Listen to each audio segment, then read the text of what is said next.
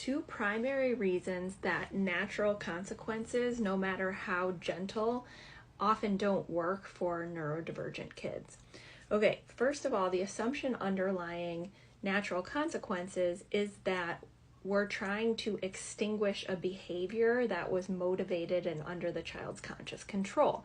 And so we are using behavioral methods even if we're not exposing the child to the consequence ourselves. It's just natural in the environment. So let's take an example of a child who goes to get ice cream and they get really upset by something and throw the ice cream on the ground, or are not careful and drop the ice cream. The natural consequence is that they don't have ice cream, right? And the theory of natural consequences is that then they don't get ice cream and they will learn from that the next time, right? However, if the child has sensitive neuroception and something activated them, a sensory experience, the perception of a loss of autonomy, and they had a fight response that caused them to drop the ice cream, it's not a behavior, it's a nervous system response. So it's not going to matter the next time that they knew what happened of like, oh, I got upset and I threw the ice cream.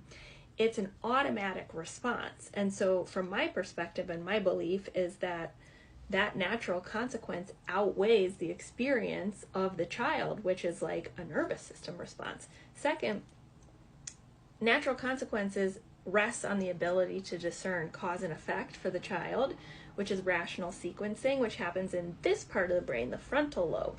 But for many of our children, they're operating from the survival brain. So let's say we're like, okay, they forget their coat, they're cold at the park. That's their natural consequence.